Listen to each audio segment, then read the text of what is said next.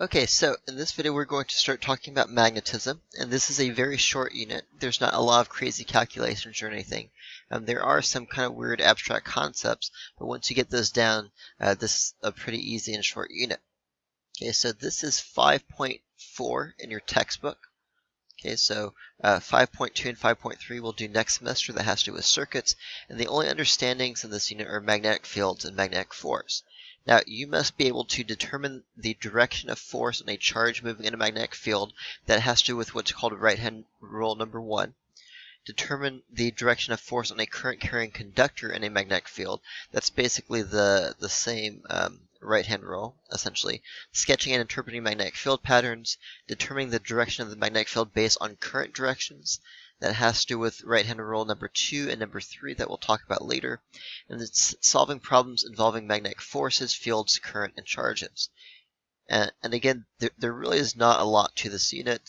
There's two equations, but they basically both work the same way, and they're both pretty straightforward calculation-wise. Okay, so we're going to start off this video talking about the difference between electric fields and magnetic fields, because we've talked about electric fields in the past. Okay, so in the last unit we talked about how charged particles create an electric field that surrounds them, and then if you put another charge in that electric field, that new charge experiences an electric force. Okay, so stationary charge produces electric fields. Those electrical fields surround charged particles. Magnetic fields, unlike electric fields, magnetic fields are created by moving charge. Okay, so it's not just a charge sitting in space, it has to be moving. That is how magnetic fields are created. So for example, if you think of like a electric current in a circuit, like in the copper wire, current flowing through the wire would create a magnetic field. Atoms can act as magnets because inside an atom you have the electron spinning around a nucleus, and so you can think of each little atom as being like a tiny little magnet, because that electron is a charged particle, and because it's moving it creates its own magnetic field. And in some atoms the electrons are all kind of spinning the same way, and that little magnetic field gets magnified. And so that's one reason why like iron, for example, is really strongly magnetic, is because all those little electrons tend to spin the same direction in the atoms. Okay, and so it's moving charge that creates magnetic fields. And magnetism and electricity are very kind of similar in some ways, but magnetism is really unique, and magnetic fields have some interesting properties that electrical fields do not. And so first we're just going to talk about some general properties of magnetism. Okay, before we do that, let's do a quick question. Which of the following will not give rise to a magnetic field? And of course the answer to this question is B, a moving neutron. It's only charged particles that create magnetic field. Okay, all of the other ones involve charged particles that are moving, therefore all those other situations could create some type of magnetic field. Okay, so the answer there is B. Neutron is a neutral particle that has no charge. Okay, now hopefully as a child you played with bar magnets. And if not, go to the store and buy some, or buy some off Amazon or something. But if you take a bar magnet, you can figure out that parts of the magnet repel and parts of them attract. It's very, very analogous to like positive and negative charge. But in the case of magnets, we don't just talk about like the positive side or negative side of the magnet. We talk about poles. Okay, and so every single magnet has two sides. Okay, we have what's called a north pole and we have a south pole.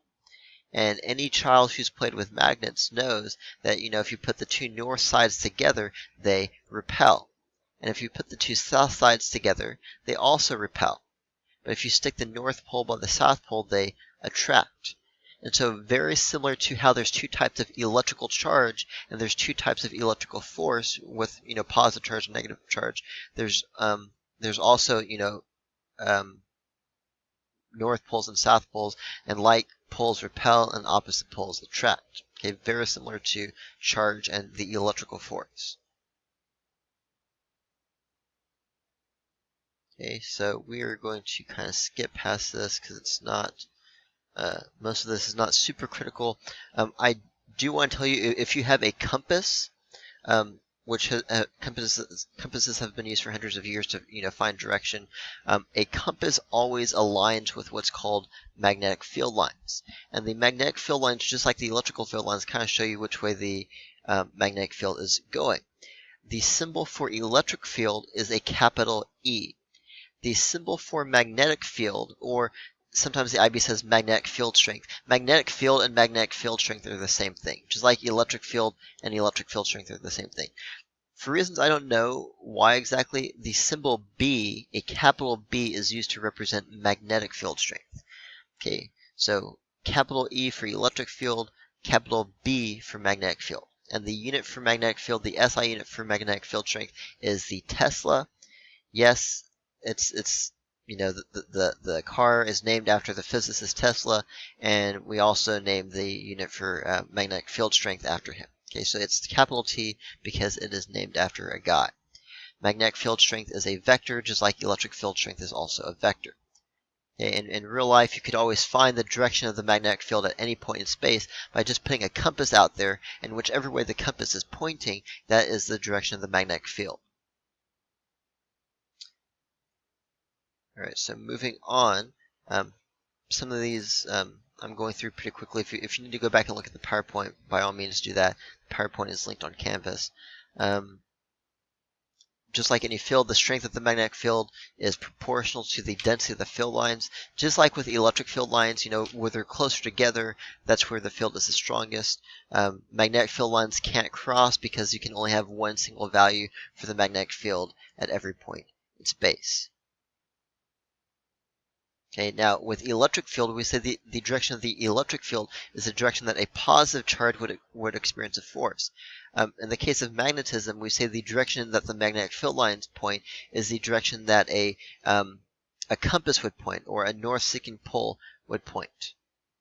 Okay, so magnetic field lines tend to go from the North Pole to the South Pole because a compass would point towards the South Pole. Because a compass needle is the tip of a compass needle is basically like a tiny little North Pole. And so a compass would always point towards the South Pole and away from the North Pole. Now, by the way, somebody's going to object to that and say, wait, I thought a compass points north, not south. So I don't want to get into this whole thing because it always confuses people. But basically, a compass points towards the geographic north. Okay, that's like, what we call the North Pole normally. That's where Santa Claus lives. That's north of Alaska. Okay, the geographic North Pole up on top of the Earth is actually a magnetic South Pole. And so in terms of like magnetism, you can think of the North Pole as actually a magnetic South Pole. And the geographic South Pole is actually a magnetic North Pole. And if that confuses you, don't worry about it too much. It's really not that crucial that you understand that. But yeah, that's the thing. Okay, so summary of magnetism properties. Most of this we've already talked about. Moving charge creates a magnetic field. The unit is a Tesla. Magnetic field is a vector. If you've ever played with a magnet, I said this before, but an object that's a magnet, you can buy magnets or whatever. The reason that it's magnetic is because of the spinning electrons inside the atoms of that magnetic material. And some materials are naturally magnetic, like iron is naturally magnetic. Some materials can be made so that you can force them to be magnetic. If you apply a strong magnetic field, you can force the electrons to spin in the same direction. But in any case, all magnetic fields are created by moving charge. Okay, and I think besides that, I've already talked about all these things, so pause there if you need to look at that some more. Okay, so magnetic field lines tend to point from North Pole to South Pole. As you can see on this diagram, what you're seeing here is basically magnetic field lines coming out from the North Pole of a magnet and going into the South Pole. And so when you pick a point, let's say this point right here, notice there's an arrow to the right. What that means is if I put a compass there, the needle on the compass would point to the right. Okay, so the direction of magnetic field lines indicates the direction of the magnetic field. That is the direction that a north seeking pole would point, a compass needle would point. Okay, so all that to say, you can use a compass, even though magnetic fields are invisible to our eyes, you can use a compass to figure out the direction of the magnetic field at every point in space. And if you've ever seen one of these horseshoe magnets, that also has a magnetic field going out from the North Pole into the South Pole. We already talked about how the Earth is a magnet. You can see here that the magnetic South Pole is in the geographic north, which is confusing to people. Yada yada. Let's talk more about the difference between magnetism and electricity. Okay, so a bar magnet is what's called a magnetic dipole, and di means two. Okay, and the reason it's called a dipole is because there is a north pole and a south pole. Okay, so bar magnet has two poles. A magnetic dipole. Now, you can create an electrical dipole just by getting a positive charge and a negative charge, and that's what you see on the right side. Okay, the blue charge is obviously positive, and the red one, the blue one is negative, and the red one is positive. Okay, so that would be an electric dipole. With the electric dipole, you can reach into an electric dipole and actually pull apart the charges. Okay, you can end up with a single positive charge or a single negative charge. That is what's called a monopole, an electric monopole. Okay, that's just a single charge particle. Nothing exciting about that. Magnets have a very interesting property though. So it turns out if you take a bar magnet and you split it in half, you just get two smaller magnets. Okay, so in other words, let's say you take a magnet, you try to get the North Pole, just a North Pole by itself, you can't do it. If you cut a magnet, you get two smaller magnets. If you cut that, you end up with two more smaller magnets, and so on and so forth. And so magnets cannot have monopoles. There's no such thing as a magnetic monopole. And actually, I should be very careful how I say this. To date, no one has succeeded in isolating a magnetic monopole. It is not correct to say that magnetic monopoles don't exist or that they're impossible. Okay, because one of the mysteries in physics actually is why don't magnetic monopoles exist? There's no physics reason why they shouldn't. It just so happens that none have been discovered. Okay, there's lots of people out there right now trying to isolate magnetic monopoles, and you'll definitely become rich and famous, probably win a Nobel Prize if you find a way to do that, because most things in physics should exist unless there's a specific law that says they can't. And as far as we know, there's no reason that we can't have magnetic monopoles. It just so happens that it doesn't work that way for some reason. Okay, so it's one of the mysteries that still ran in physics. Okay, so this slide right here just kind of summarizes the difference between electric fields, which we talked about before, and magnetic fields. Okay, so take a minute, add that to your notes. Again, it is not correct to say that magnetic monopoles don't exist. They've never been observed. They could theoretically exist, but they've never been observed in nature. Now, pay attention to the last bullet point in each of these two charts. On the left side, charged particles feel a force parallel to the direction of the electric field. So in the last unit, we talked about the electric force on a positive charge acts in the same direction as the electric field. Okay, so if the electric field is up, the positive charge is going to feel a force up, and a negative charge would feel a force down, of course. Okay, magnetic force is completely different than that, and we're going to spend a lot of time talking about that. Charged particles feel a force perpendicular, that means at a 90-degree angle, to the magnetic field. Okay, so in other words, a magnetic field and a magnetic force never, ever, ever act in the same direction. They always act at a 90-degree angle to each other. And if that seems strange to you, it is. And so we'll see that play out later. This slide right here just has different types of fields on it with different units. Okay, so let's talk more about this magnetic force thing. Okay, now we know from the last unit that if you have a charged particle in an electric field, there is an electric force. This is what we call the Coulomb force, right? like from Coulomb's law, that's Fe, electric force. Okay, there is also a magnetic force. The symbol for magnetic force is Fb. F for force and B for magnetism. Again, I don't know why B is magnetic field, but whatever. It doesn't matter. Okay, so we have magnetic force, and we have an equation to calculate magnetic force, and it's a little more complicated than the electric force equation. Remember, based on the definition of the electric field, the electric force on a particle in an electric field would just be Q, the charge, times E, the electric field strength. Magnetic force is a little bit different. Read carefully what it says here.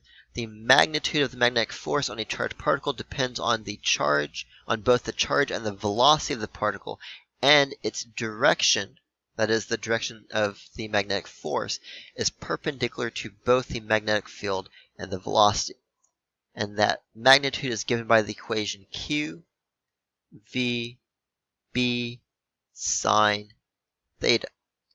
And in this equation, Q is the charge of the particle, V is the velocity of the particle, because remember, it's, moving charge creates a magnetic field, but it's also a fact that a charged particle has to be moving in a magnetic field in order to feel a force. It's one of the weird properties of magnetism. Okay, so if you have a charged particle sitting in a magnetic field and not moving, there's not going to be any magnetic force. It has to be moving in that field in order for there to be a force. So Q is the charge, V is the velocity of the particle, B is the magnetic field strength in Tesla, and then notice there's a sine theta in the equation. Theta is the angle between two vectors, the velocity vector and the magnetic field vector. Okay, so velocity and magnetic field are both vectors, and so theta is the angle between those two vectors. Okay, when we did work, we saw Fs cosine theta, where theta was the angle between F and S. This is a similar type of thing.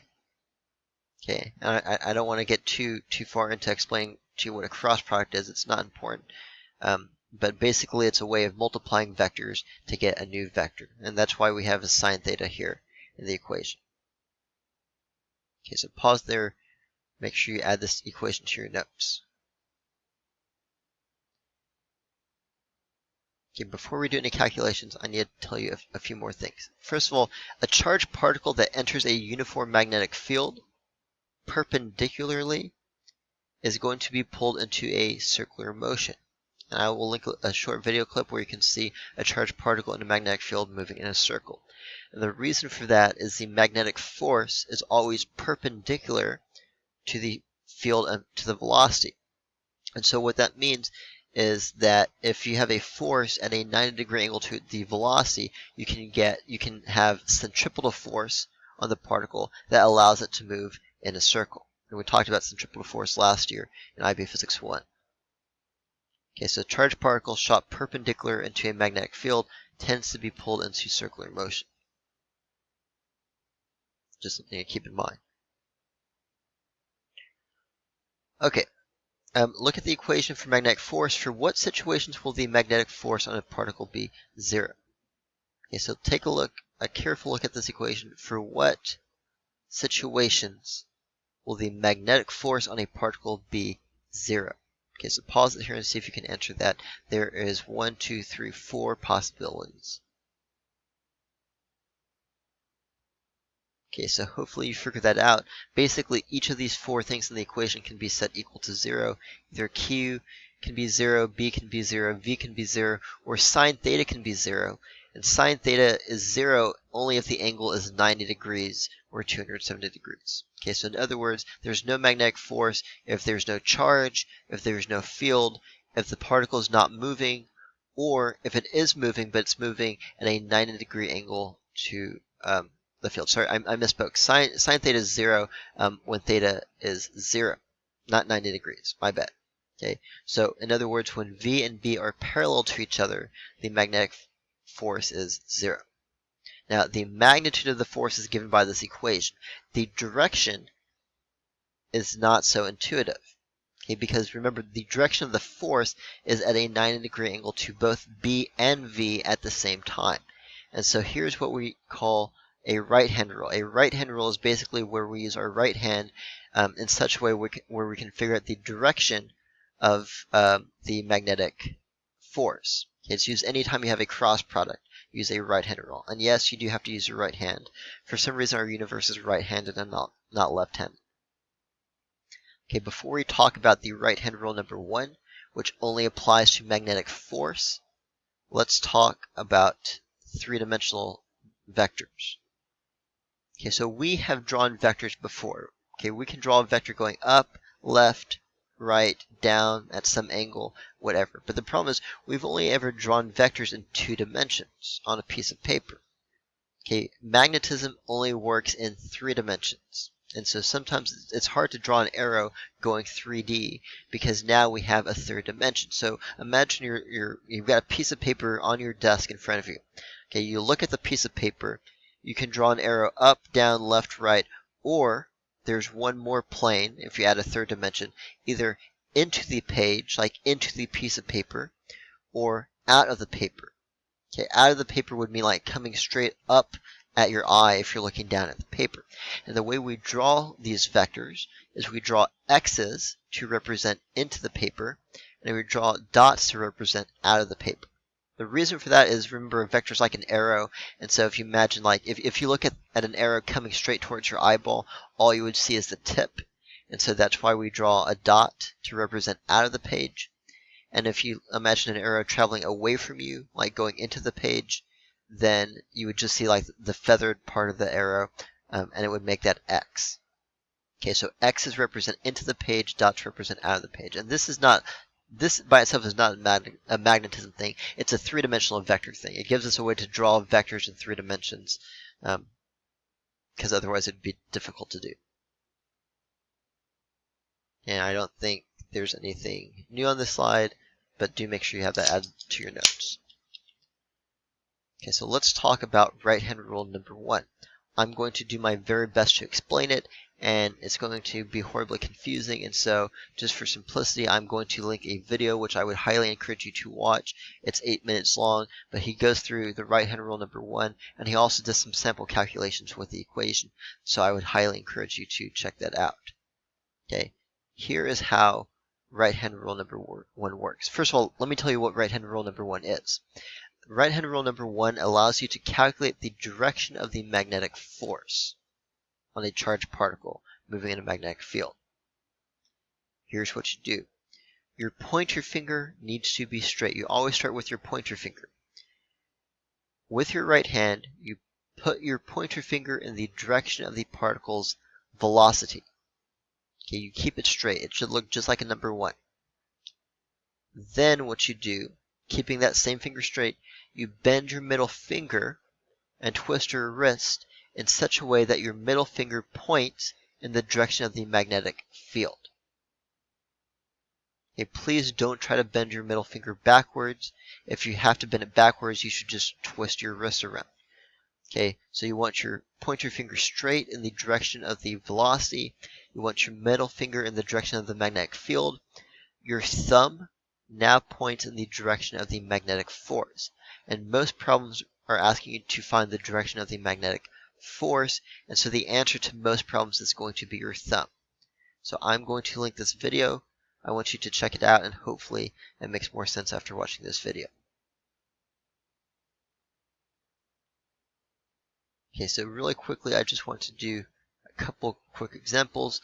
Let's say we have a proton entering a rightward magnetic field of magnitude 4 Tesla, and the velocity is 2.5 times 10 to the 4 meters per second up. Now, when I say up, I don't mean out of the page. I literally mean up. Okay, so the field is going to the right. So I'm going to draw magnetic field lines going to the right. I know they're kind of crooked. That's just because my handwriting sucks. Okay, so imagine there's a magnetic field and the field lines are going to the right, and a particle, a proton specifically, enters the field going straight up. If these were electric field lines, the force would be to the right. Okay, but remember, magnetic force is different than electric force. We have to use the right-hand rule here. Now I can find the magnitude, no problem. That's QVB sine theta. And I know the charge on a proton, that's 1.6 times 10 to the negative 19 coulomb. I know the velocity is 2.5 times 10 to the 4 meters per second up. And I know that B, the magnetic field strength, is 4 Tesla. So B is 4. Sine theta, here theta is 90 degrees. And sine theta is 1. It's 90 degrees because the velocity is up, the field is to the right, and the angle between up and right is 90 degrees. Okay, sine 90 is 1, and so all I really have to do is multiply these numbers. Calculating the magnitude is nothing. Okay, this is a super easy calculation. It's the direction that gives people trouble because you have to use the right-hand rule. So we'll come back to that here in just a second. Okay, so in my calculator, I get 1.6 times 10 to the negative 14 newtons. And that is the magnitude of the magnetic force. Now, what about the direction? So here's where I use the right-hand rule. Okay, I put my pointer finger going up. Always start with your pointer finger. Okay, keep it straight, like you're making the number 1. In this case, it's going up. All right, now I stick out my middle finger. Okay, and I rotate my wrist until my middle finger, which represents the magnetic field, is pointing to the right. If you've done that correctly, you should now be able to tell me the direction of the magnetic force on this proton. Okay, so what is the direction of the magnetic force?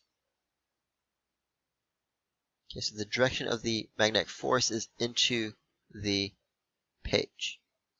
Remember that the direction of the force always has to be perpendicular to both V and B. Okay, if you did the right-hand rule correctly, then you should have gotten into the page. Your thumb should be pointing into the page at this point. Okay, so pause there if you need to look at that some more.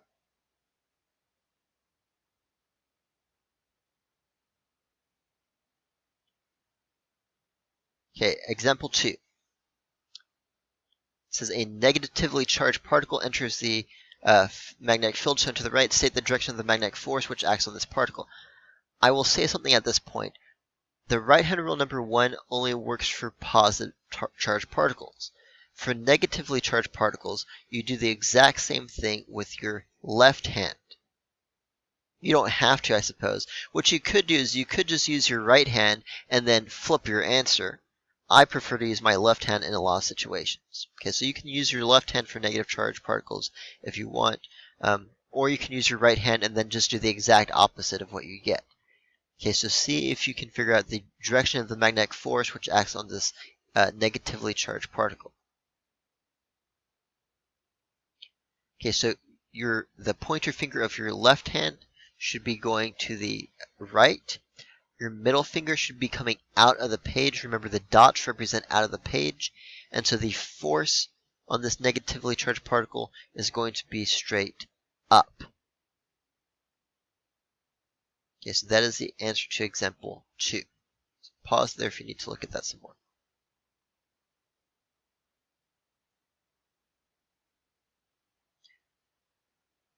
Okay, so I think we are going to go ahead and stop this video here, and we'll do some other examples in class. As always, please let me know if you have any questions, and I'll see you guys in the next video.